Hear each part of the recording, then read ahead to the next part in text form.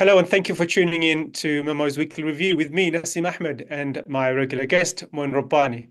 Hello, Moin. Good to see you again. Hello, Nassim. It's always a pleasure to be with you. How are you? Not bad. I hope you've recovered from your journey back from Qatar. I think you were in last week. Yes. So, as many would have guessed, our main focus this week will be the assassination of Hezbollah leader Hasan Nasrallah by Israel. Um, this event, which occurred last Friday, is the latest in a long, continuous, I would say, history of targeted assassination carried out by Israel since its founding in 1948. Hassan Nasrallah is just one of many. His predecessor, Abbas Musawi, was also assassinated back in 1992. And one of the questions we'll be asking is, why does Israel constantly feel the need to assassinate its um, enemies? And has it made Israel safer? Has it made Israel any more legitimate? Is Israel in a better position than it was um, in the 50s or 60s, despite the constant assassinations and the occupations and the apartheid that we see in Palestine currently? But before we get to all that, I want to just first begin with Moin's initial thoughts on the assassination of Hassan Nasrallah. So over to you, Moin.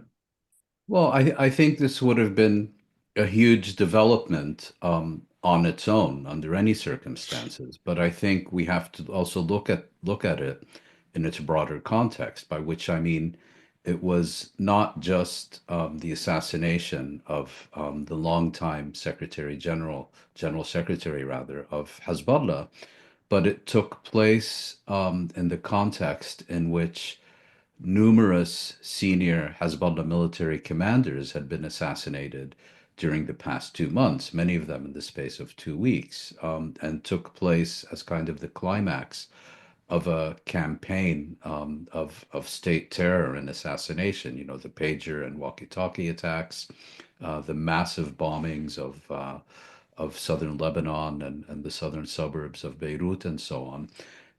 And I think it's pretty clear now that Israel is on a campaign not just to de-link Lebanon from Gaza, not just to seek to deal a mortal blow to Hezbollah, but to redraw the strategic map of the Middle East. In other words, I think Israel's objectives now are to dismantle the self-styled axis of resistance piece by piece.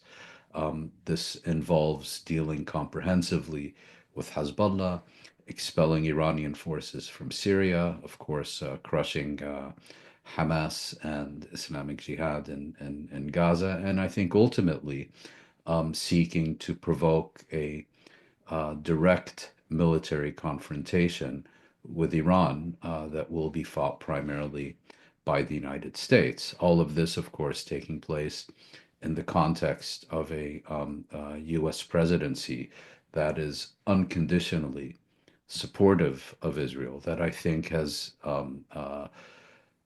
changed its stance from one that will not do anything to restrain Israel to one that now openly shares the fulfillment of its agenda, and in a context in which Israel, I think, is also acting to meet two more narrow political objectives. One is to strengthen Netanyahu's position within the Israeli political arena, and the second is to increase the electoral appeal, if you will, of Donald Trump in the US election campaign. Hmm. And you mentioned at the beginning that this is probably a new front where Israel is seeking to take out and dismantle the entire axis of resistance, as it's known. But I go back to my initial statement, which is that Israel has been trying to kill its way out of its situation of constant occupation and ethnic cleansing. And that's why it's not been successful. If anything, many would say Israel is even more insecure because of its occupation. Hezbollah came out as a result of its occupation, Hamas is a result of its occupation, and it has assassinated many, many leaders. And none of those assassinations has brought Israel any closer to security or international legitimacy.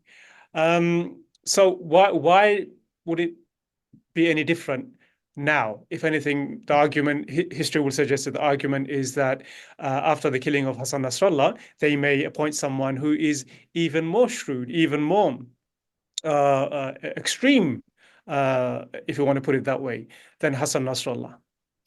Well, I think there's several reasons. I think first, if you just look at it in, let's say, conventional military terms, obviously, if you're able to assassinate the commanders and leaders of your enemy, that's not going to hurt. And I think what Israel has been doing during the past 2 months, and particularly the past 2 weeks, is to demonstrate to Hezbollah how deeply it is penetrated, or at least how easily Israel can locate its commanders, to throw them kind of into organizational disarray and chaos.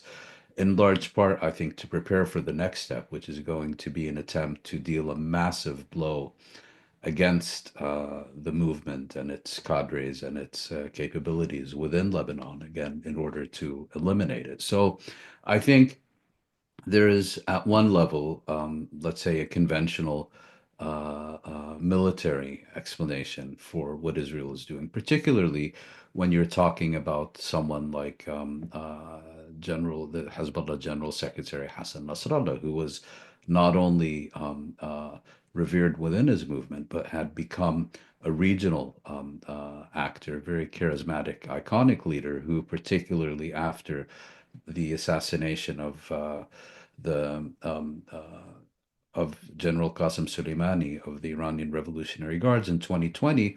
After that, even more than before, Nasrallah became the very personification of the axis of resistance. But I think, specifically relating to your question, there's also another explanation, which is that Israel, along, I think, with many in the West generally, tend to look at peoples in the third world as sheep, people who do not have political motivations of their own, people who either have no legitimate grievances or don't understand that they have legitimate grievances, and therefore people who are being exploited and incited to further the radical agendas of organizations like, previously it was Fatah and the PFLP. Today it is Hamas and Hezbollah and Iran. And so it becomes kind of a personification of the war, if you will, that you have all these Palestinians, all of these Shiites, all these Lebanese, all these whatever, who don't even understand that they have legitimate grievances, who under normal circumstances would happily accept reality as it is and certainly not take up arms against anyone. And that the reason they're mobilized and the reason they're fighting is because they're being incited by these nefarious characters, whether it was Jamal Abdel Nasser or Yasser Arafat, or now Yahya Sinwar and Nasrallah and others. So it fits into, I think, a general idea where if you can only get rid of this leader who is inciting them, the sheep will return to pasture and happily just forage their way around and not bother anyone anymore. I really do think this kind of, deeply held racist conviction about the people of the Middle East is an important part of the explanation. So where do you think this leaves Gaza? I think, do you think Israelis believe that they've ended this part of their campaign? And now we know troops are being amassed on southern Lebanon, northern Israel, likely for some kind of a ground invasion. It's yet to be established how Israel can actually neutralize or eliminate Hezbollah without actually occupying Lebanon and without a full ground invasion. And if that were the case, and we've seen how Israel has performed in Gaza, where Hamas, everyone will say, is as not as formidable as Hezbollah. And despite that, Israel, of course, has scored minor tactical victories, but it's not really changed the whole structure of the conflict. Israel has become more of a pariah in the international arena, which is more of, I would say, a strategic threat to Israel than minor victories against Hamas, minor victories against Hezbollah. So, are we seeing um, the Gaza chapter of its war end with a complete focus on Hezbollah? Will Israel be forced to launch a ground invasion if it is to eradicate Hezbollah? And as I said, I mean, how is it possible to eradicate Hezbollah without a ground invasion? Well, there's several questions there. The first one I would respond by saying ultimately this is all about Palestine, much more than it is about Lebanon or Hezbollah or Iran or anything else. Secondly, it's not as if Israel has withdrawn from the Gaza Strip and focused entirely on Lebanon.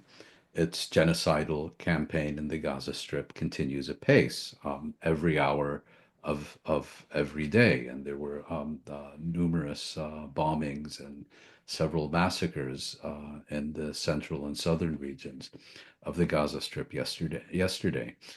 You're right that if you look at the Gaza Strip, Israel has failed to eradicate Hamas, but it has, I think, largely succeeded in ensuring that the Gaza Strip is uninhabitable for human life. And that, I think, was always one of its main objectives. Another point to make is that now, with all the focus on Lebanon, and I'm not saying that that focus is in any way illegitimate, given what Israel is visiting upon that country, but we're not talking about the Gaza Strip anymore. We're not talking about the West Bank anymore. And should this escalate into a full scale regional war, even beyond what we're already seeing, um, no one will be asking Israel what it's doing in the Gaza. I mean, assuming that to some extent they are. And that raises real alarm, I think, about Israel intensifying its genocidal campaign against the Palestinians in the Gaza Strip even much further than it already has, and at the same time to take drastic measures to unilaterally reach its end state of annexation in the West Bank, and perhaps even under cover of a regional war, begin with expulsions of the population of the West Bank. So if you accept that ultimately this is all about an effort by Israel to unilaterally determine what's called the final status of Palestine, um, uh, this serves that Israeli agenda. Now, the last part of your question concerning Lebanon, you're right. Hezbollah cannot be destroyed by intelligence operations and assassinations and saturation bombing. To eliminate Hezbollah would take a large scale Israeli land invasion of Lebanon in order to dismantle this organization piece by piece. We have seen multiple indications that Israeli raids into Lebanon may have already started, and that their purpose is to prepare the ground for a ground invasion, whether directly into Lebanon, into eastern Lebanon, through Syria, or a combination of both, or perhaps even from elsewhere. But this is much easier said than done. Hezbollah is much more deeply entrenched, a much more capable and a much larger force than Hamas is. And if you look at the difficulties that the Israeli military is experiencing in the Gaza Strip, I suspect it's going to, despite what clearly is a very thorough intelligence picture that it has of Lebanon, I think it's going to encounter much more significant challenges in Lebanon. Yeah, and talking about response by Hezbollah, I mean, how may they respond? Well, first of all, I guess a lot depends on who is selected to replace Hasan Nasrallah. I mean, two names have been mentioned, Hashim Safeddin and Naim Qasim, I think. And can they respond now? I mean, everything I'm reading at the moment suggests that Israel and everything that's happened over the past 2 weeks suggests that Israel has fully penetrated Hezbollah's communication. If that really is the case, can Hezbollah risk a full a response that is, a kind of response that would merit an assassination of their leader? Yeah, so two questions. What kind of response can we expect? And also, can they respond given, as I said, the reports are that Israel has penetrated Hezbollah's communication?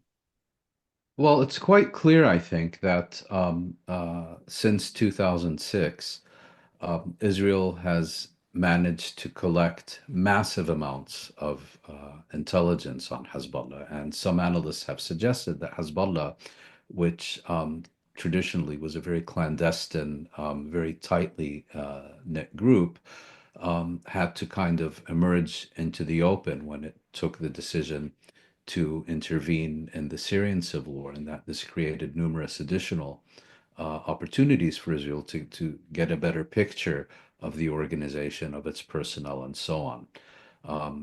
In addition, of course, to deploying the full might of its intelligence capabilities against Hezbollah. And I would add to this that, as some have noted, Israel is, for all intents and purposes, the sixth member of the Five Eyes intelligence groupings, which brings together the US, Canada, the UK, Australia, and New Zealand. And it has access to virtually all of the raw intelligence produced by this grouping. And so um, Hezbollah has been under Hezbollah, and for that matter, every square millimeter of Lebanon has been under 24/7 intelligence monitoring by the most powerful intelligence agencies in human history for many years. Nevertheless, even taking into account the points you made, Hezbollah remains a very capable organization. Yes, it is in disarray. Yes, it has been thrown off balance. Yes, it has lost many senior commanders. But I think we need to look at Hezbollah not just as an armed movement or a non-state actor, but also as a deeply institutionalized movement, which has, over the years, I think, prepared for these kinds of scenarios about expecting that there will be leadership vacuums and so on, and therefore has also decentralized to a significant extent. I don't in any way want to minimize Israel's successes or the very serious blows that Hezbollah has had to absorb over the past month or two. But to suggest that this is a fatal blow and that this represents a strategic turning point rather than a significant tactical defeat, I think is very premature. And last part of your question, I think Hezbollah is now facing a moment of truth. If it capitulates and accepts or is forced to renounce its support for the Gaza Strip, or if it either chooses not to or proves incapable of responding and responding forcefully to this latest Israeli campaign, it will I think it will be in a very severe crisis, orders of magnitude more severe than that which it is now facing, because its whole principle that it had established a balance of deterrence with Israel, that it is capable of protecting not only its constituency and its supporters, but also Lebanon, that will evaporate. into thin air. And I think that Hezbollah recognizes this. I certainly wouldn't have expected them to immediately hit back with everything they have, because they need to take stock of of the problems in their own organization. They need to get a better understanding of how they were so exposed and so vulnerable. And I think it's one of these hallmarks of Hezbollah over the years, that it is not an impulsive organization, that it responds and acts shrewdly and strategically, as you said. And I think it will now be judged by its capacity, by its capability to continue or fail to operate in this way. Before we move to some of the other questions I had in mind regarding Washington and also Iran and a couple of other questions, just on staying with Hezbollah, um, the Israelis have presented a narrative which goes something like, we are rescuing we are rescuing Lebanon from Hezbollah. Lebanon lost its sovereignty. We are giving the Lebanese back their sovereignty from Hezbollah. Um, and you spoke a lot about how Hezbollah has penetrated deep into Lebanese society, has legitimacy. I mean, so what Well, do you make it of? is part of Lebanese society, Yeah. so it So, hasn't so really penetrated it. yeah, sorry, yeah, I Mm. should rephrase that. So, what do you make of the Israeli narrative then? I mean, they use the same playbook with Gaza as well. How we are doing the Palestinians a favor uh, by eliminating Hamas and giving Palestinians back their freedom. It's the same playbook they seem to be using when it comes to Hezbollah.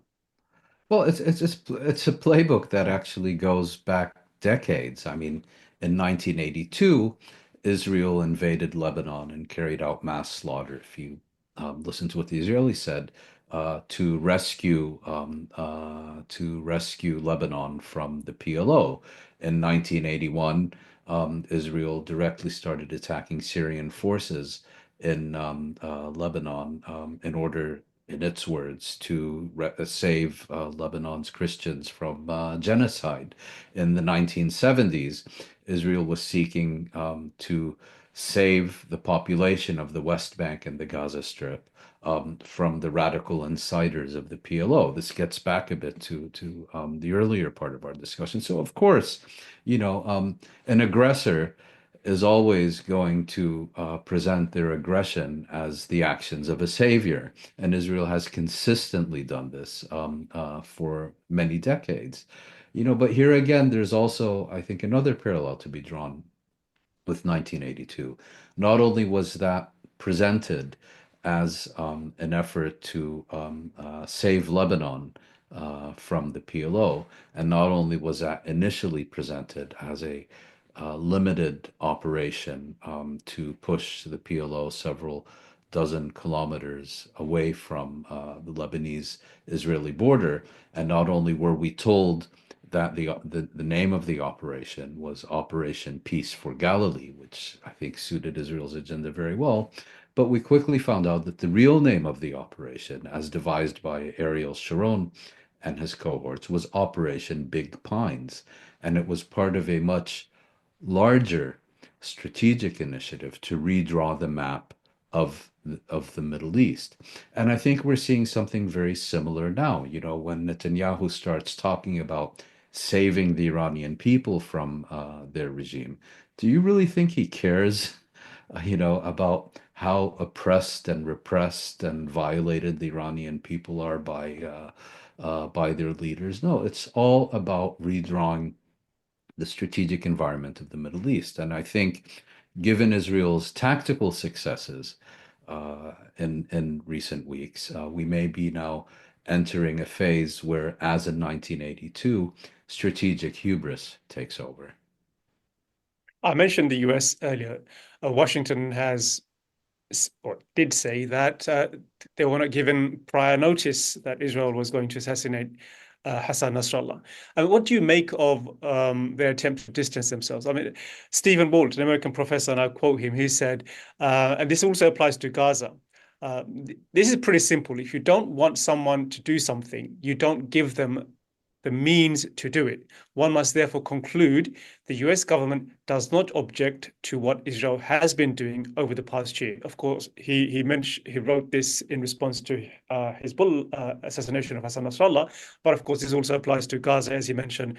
This has been the position of Washington throughout. It criticizes verbal criticism of Netanyahu and issues red lines, but it never ceases arms sale to Israel. And the point is quite strong, I think. If you don't want someone to do something, just don't give them the means to do it. I mean, what do you make of Washington's position in trying to distance themselves from the assassination?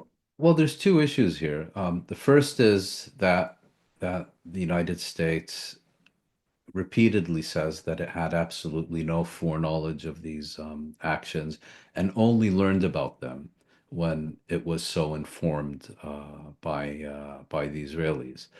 And the second is that the U.S. will then unconditionally support whatever Israel has done, including massive escalations, and immediately thereafter call for restraint and efforts to prevent further escalation. In other words, it throws the ball in the court of others, saying, if you now want to reduce escalation, well, then you have to accept Israeli aggression and not respond to it. Now, regarding the first point, it's it's impossible to take seriously any American claims that they only learned about these Israeli actions when they were informed by the Israelis. I mean, we're being asked to believe that the US is blind, that it has absolutely no idea about what's happening in the Middle East and only learns about it through third parties. It has absolutely no intelligence capabilities of its own.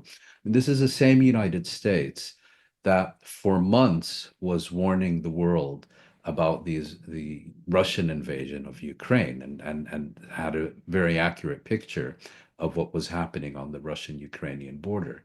Yet the same United States, which has an extraordinarily close intelligence sharing relationship with Israel, which has the most advanced intelligence capabilities in the world, far in excess of anything that Israel has, both in terms of capabilities and resources and size, supposedly didn't have an inkling of anything Israel is doing and only knows about Israeli activities, only finds out about them during or after the fact, and only because it was informed by the Israelis, because it has no capabilities or resources or intelligence personnel of its own to find out these things. So it's laughable and credible, and I think represents a U.S. effort to distance itself from the consequences of Israel's actions, which, of course, as Professor Stephen Walt points out, are possible only because the U.S. has decided to arm and supply and defend Israel every step of the way. Yeah, many, of course, are looking to Iran to see what kind of response they will deliver.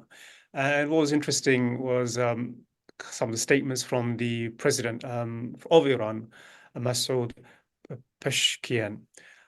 So he said I think, just a few days afterwards, he said that, first of all, he said the assassination will not go unpunished. And then he went on to say that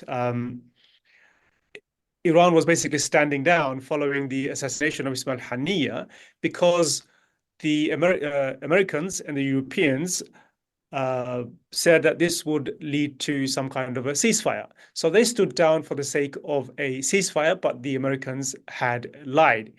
Now, having said that, does that also not put the Iranians in a dilemma? First of all, Yes. if you're saying the Americans have lied initially, then of course, what's stopping you now from doing something? But it seems like Iran doesn't really want to get drawn into a major war with the Israelis. The president has been signaling that, in my point of view. So, how do you think Iran could respond, may respond, and can it respond? Well, if the Iranian president genuinely believed U.S. commitments that if Iran did not respond to the Hani assassination in the Iranian capital, the U.S. would then ensure a ceasefire in the Gaza Strip. If he believes that, he probably shouldn't be the formal head of state in Iran, and is probably also in a very small minority of Iranian leaders who took these U.S. commitments seriously. But yes, Iran is in a dilemma. Um, if it responds, either a belated response to the Hania assassination or somehow gets directly involved in Israel's rampage through the Middle East, which may well also involve much more comprehensive efforts to expel Iranian forces from Syria. Um, if Iran responds, then it is essentially playing into Israel's hands, and it is helping Israel to provoke a direct military confrontation with Iran, which will then be fought primarily by the US on Israel's behalf.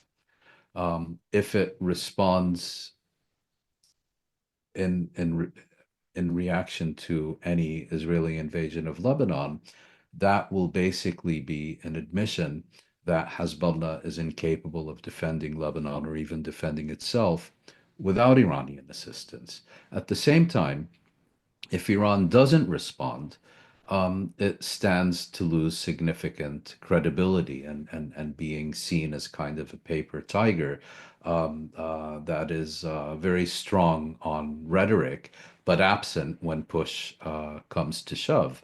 I think Iran sees itself and is seen by its coalition partners in the axis of resistance as kind of the strategic reserve, as the member of that coalition, which supplies its partners with weapons, with know-how, and so on. And I think, Iran being a state and having very vulnerable targets, and here I'm not talking about its nuclear program, but ports, oil fields, and so on, um, is not interested in a direct military confrontation with Israel, at least not at this stage.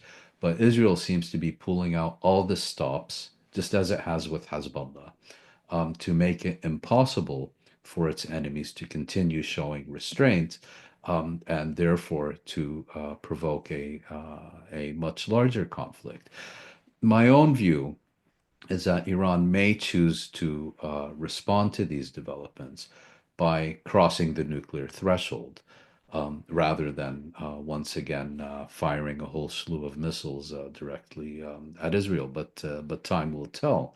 I think there are probably people within the Iranian leadership who feel that that this is a conflict that is going to be forced on us if we do not take the initiative, and therefore we should do so now. And there are others who will feel that any initiative by Iran is basically playing Israel's game and should therefore be avoided. But again, at the end of the day, Iran, in a sense, has no good options. It can either play into Israel's hands or lose significant credibility given its stance on these issues.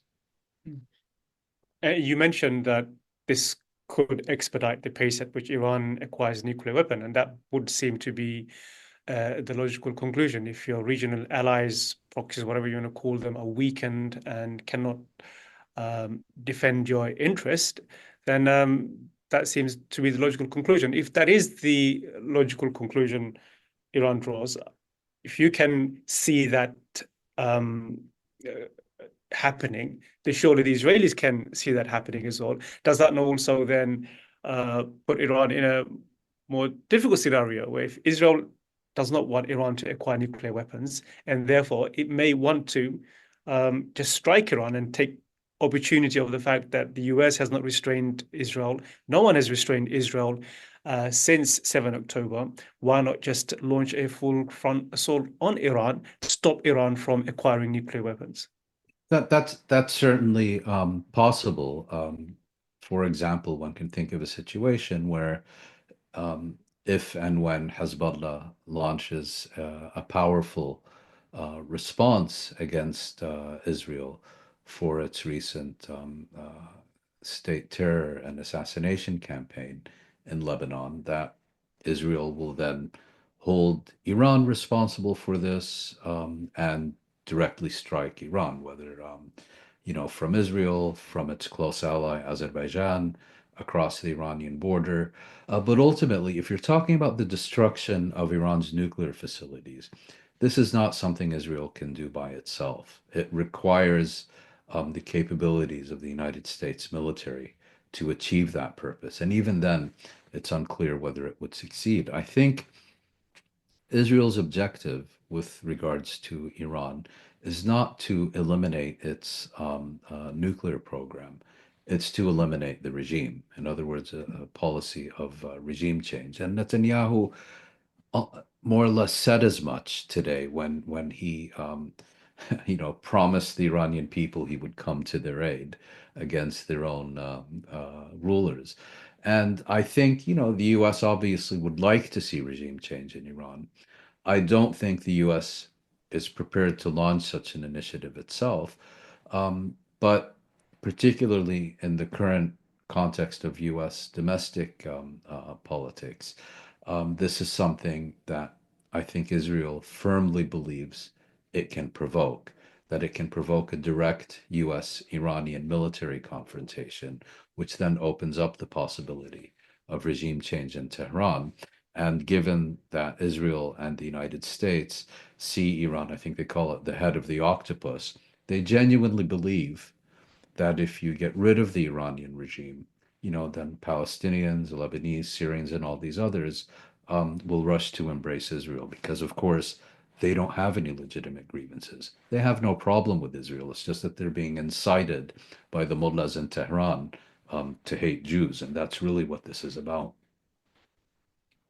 We've spoken a lot about Hezbollah and Lebanon today, and I think there's a dilemma in Israel, which you've also touched upon, how since its beginning, it's having to assassinate its way through its enemies, one assassination after another, one enemy after another. And I saw two quotes over the past week in understanding why Israel is constantly at a war footing. And feel free to give your comments if you want. But I just wanted to share those quotes, which I found quite insightful in explaining why Israel behaves the way it does. The first was an article by Adam Schutz in the London Review of Books, Yep, following excellent the article. yeah, Yep. following the pager attack, terrorist attack on Lebanon by Israel last week. The article itself is called "The Pager Attack." Adam goes on to say, but the line between this is the concluding paragraph. But the line between tactics and strategy may not be so useful in the case of Israel, a state that has been at war since its creation. The identity of the enemies changes. The Arab armies, Nasser, the Egyptian leader, the PLO, Iraq, Iran, Hezbollah, Hamas. But the war never ends because Israel's entire existence, its search for what it now brazenly calls living space, is based on a forever war with Palestinians and with whoever happens to support the Palestinian resistance. Of course, in this case, Hezbollah. Escalation may be precisely what Israel seeks or what it is prepared to risk, since it views war as its destiny, if not its raison d'etre. Another was a quote by Theodor Herzl, the founder of Zionism itself. And I think this goes to the heart of the Zionist project. And here he is defining a nation. And he says, and I quote, "I will give you my definition of a nation, and you can add the adjective Jewish. Nation is, says Herzl, in my mind, an historical group of men of recognizable cohesion held together by a common enemy. Then, if you add to that the word Jewish, you have what I understand to be a Jewish nation." So the logical conclusion is that a Jewish nation is only a nation, according to Zionism, according to Herzl, because of its enemies. So according to Zionist thought, the logical conclusion of that is Zionism requires a steady supply of enemies to justify its very existence. And I think this goes to the heart of what we are speaking about here. Without a steady supply of enemies, according to Zionist thought, then there is no need for the Zionist project. And I thought that quote itself was very illuminating, really underlines why Israel is constantly at war with its neighbors, having to assassinate one leader after another since its existence. So if you don't have a response, Moin, we'll I end think the. it's very well put. I've no comment. Okay, thank you, Moin. And so that was my guest, Moin Rabbani. And thank you also for tuning in for this week's Memo Weekly Review. See you next week for another review show with me, Naseem Ahmed, and my guest, Moin Rabbani. Bye bye. Thank you.